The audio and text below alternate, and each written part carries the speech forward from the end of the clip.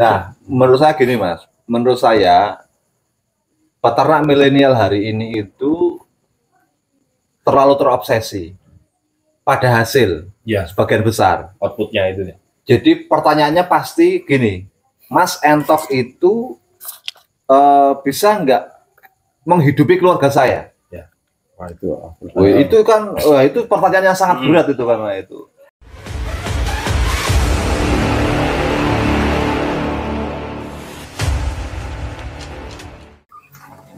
Oh ya, nanti malam kita mau lihat sepak bola ya, Indonesia Korea Selatan, luar biasa. Nanti malam kita coba lihat euforianya seperti apa.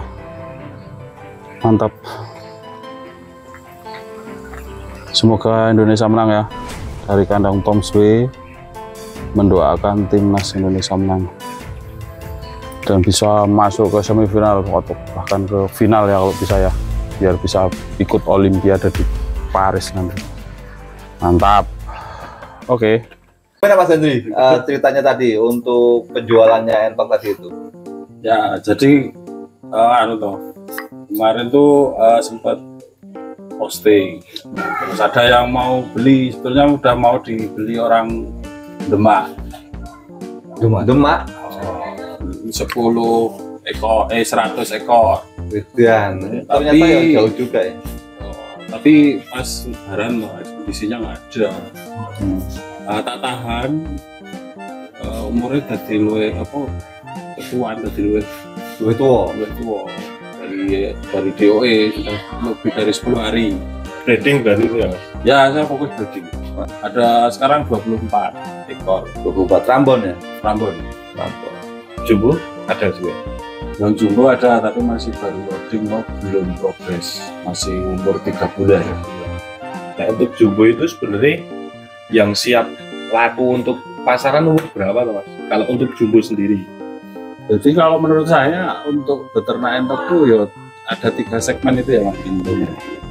Pembibitan, pembesaran, dan kontes. Kalau jumbo itu kebanyakan mengarahnya ke kontes. Kalau kontes biasanya ambilnya ya yang udah siap untuk di kontes kan ya sekitar 6 bulan ke atas ya. Iya. Ada juga sih kategori sebelum basong itu jemoko ya. Jemoko, sebelum basong itu bisa ada kelasnya. Cuman yang paling prestis itu kalau jumbo itu ya kelas basong yang sudah dewasa. Kalau yang breeding setahu saya sih harganya juga lumayan untuk anak-anaknya ya. Ya. Kisaran berapa? Ya kalau jumbo itu tidak hanya jumbo sebetulnya. Jadi Entok itu kan mengalami pasang surut, Mas. Mengalami pasang surut. Dulu pernah ada yang 1 ekor baru netes itu 100.000, bahkan ada yang 200.000 Per ekor itu? Per ekor baru netes. Kalah ke emas ora ganti. Berarti zaman dulu itu peternak jumbo itu suge-suge. Iya, karena memang mahal, apalagi yang berkualitas. Nah, lama-kelamaan barangkali entoknya itu mudah untuk dibudidayakan, banyak orang yang mengembangkan, akhirnya lambat laun itu terjadi proses seleksi.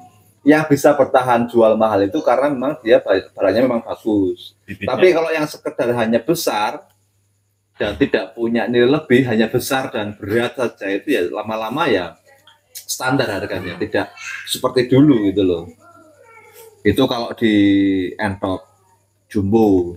Ya saya kira juga sama aja, Rambon juga dulu silver itu dari siapan itu sekitar 1 ekor bisa 300-400 per ekor. Untuk warna silver, tapi lama-lama turun, sekarang paling berapa? 150 udah dapat. Jadi kalau istilah namanya, kalau kita pelihara entok jumbo itu harganya lebih, nilai jualnya lebih tinggi. Ya. Itu tergantung bibit berarti ya Mas? Klan ya. Tapi kan terkadang ya beberapa waktu yang lalu pun nyimak di sosmed itu loh, katanya jumbo itu sudah campuran. Dalam arti campuran itu indukannya itu dicampur sama Rambon atau tipe yang lain. Oh, itu masih superan ya? Superan ya? Superan. Jadi menurut saya semua entok tuh speknya pedaging kalau menurut saya. Oh, Ngono sing ra trimo. Ya online. Tapi rata-rata. Ini pengalaman kemarin ya. Kemarin pas Lebaran itu tidak memandang jenis. Semua itu masuk ke daging Potong semua, kabeh. potong semua. Nah, kalau kelebihan jumbo kalau menurut saya, jumbo umur 2 bulan itu sudah koyok entok lokal yang sudah 1 tahun. Gede banget. rata-rata kalau penglihatan saya konsumtif ketika Idul Adha atau Idul Fitri kan orang rata-rata nyari daging. Bila dari daging itu dong. ya. Kemarin pun ketika main ke pasar hewan Kutarjo, ya harganya sama mas, dalam arti sama, peningkatannya itu lumayan. Ya. Saya tidak membedakan tipe, entah itu Rambon, Super, lokal, Sepenting atau entok. itu. Sepenting entok. Bobotnya semene, regane semene ya. Fluktuasi harganya tetap stabil sebenarnya kalau menurut saya. Jadi apa ya? Orang mau beli entok, ada yang cuman tahu udah daging, ada yang benar-benar cari masih hidup. Jadi biasanya lihat foto, pilih yang itu, nanti disembelih, disembelih atau dibawa pulang. Ada yang cuma yus komen siji Semene. di cacaan, nanti ada seperti itu sih. Dulu karena entok dulu itu cerita-cerita para senior entok gitu ya. Dulu entok itu pernah mahal, kemudian pernah juga turun, naik lagi, turun lagi. Emang pasar itu di mana-mana kan fluktuatif, naik turun. Nah ini juga tidak bisa dipasarkan. Tapi yang perlu digarisbawahi bahwa memang entok itu ya, untuk yang kelas pedaging itu memang punya tantangan yang cukup besar. Karena apa? Karena daging entok itu bukan sebagai konsumsi harian masyarakat Indonesia kan, itu masih di hari-hari tertentu saja, di bulan-bulan tertentu saja. Kalau ayam kampung itu kan harian, banyak rumah makan yang memang menyediakan itu gitu loh. Nah itu memang tantangan terbesarnya itu satu di pasarnya. Kalau misalkan saya hari ini punya 500 ekor entok pedaging atau 1000 entok pedaging, liadol nendi.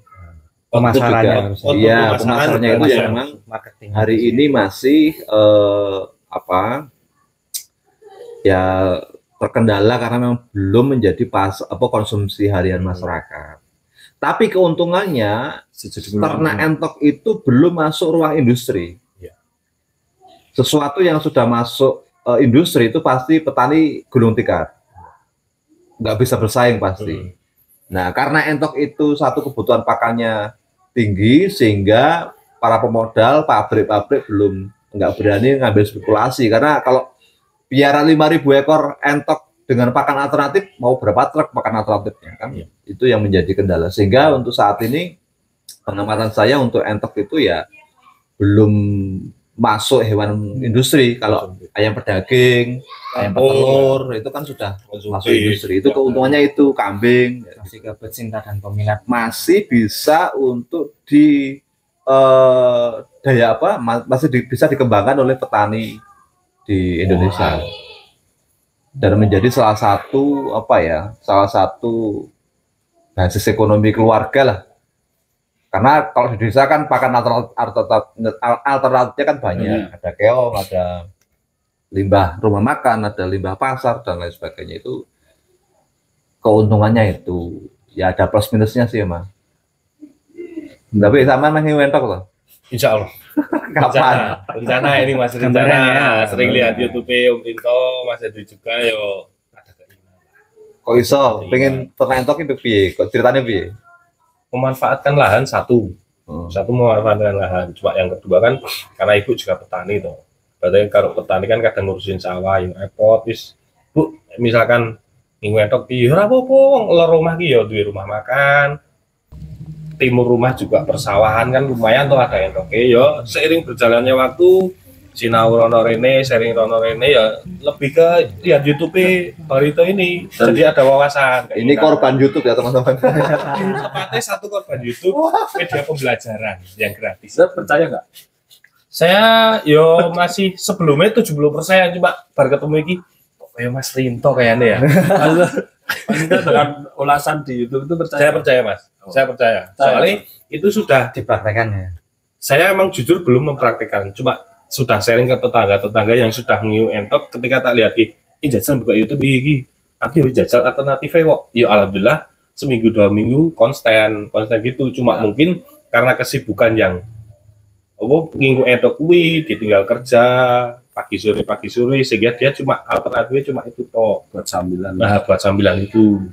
Nah, menurut saya gini Mas, menurut saya peternak milenial hari ini itu terlalu terobsesi pada hasil Ya, sebagian besar. outputnya itu ya.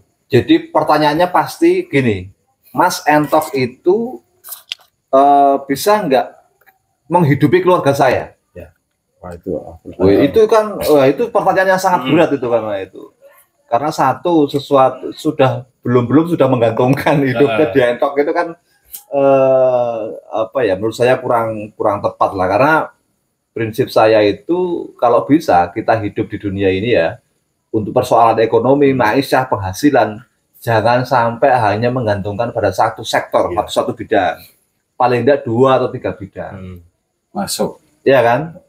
Nah itu teman-teman peternak milenial itu kan terobsesi piara banyak, untung besar. Wah itu. Coba kan kadang Yonseo mikir pemasaran dan outputnya itu yang kadang terkendalanya di situ. Ya padahal begini, yang namanya usaha, menurut saya, usaha itu wajib dilakukan dari skala kecil. Itu wajib. Saya itu gulung tikar pilang-pilang Mas. Coba. Iya, dulu Kimia itu gitu, Pak. Bukan, Supaya di dunia usaha lah. Iya, usaha. Bikin warung kopi gulung tikar, bikin ternak ayam gulung tikar, ternak lele gulung tikar. Ya karena memang pengetahuannya separuh-separuh dan langsung skala besar. Jadi kita hanya modal uang, punya banyak uang, langsung beli banyak, tapi nggak tahu teknis detail cara pemeliharaannya. Itu yang kemudian luput dari perhatian saya. Makanya kalau teman-teman, kalau jenengan pengen piara entok, mulailah dari yang kecil dulu, pelajari, diamati, dan kalau bisa jadilah peternak yang apa ya, yang peneliti, peternak peneliti. Jadi kita peternak sekaligus peneliti, eksperimen. Nah itu yang kadang orang nggak laten, pinginnya golek simple, praktis, untung besar lah.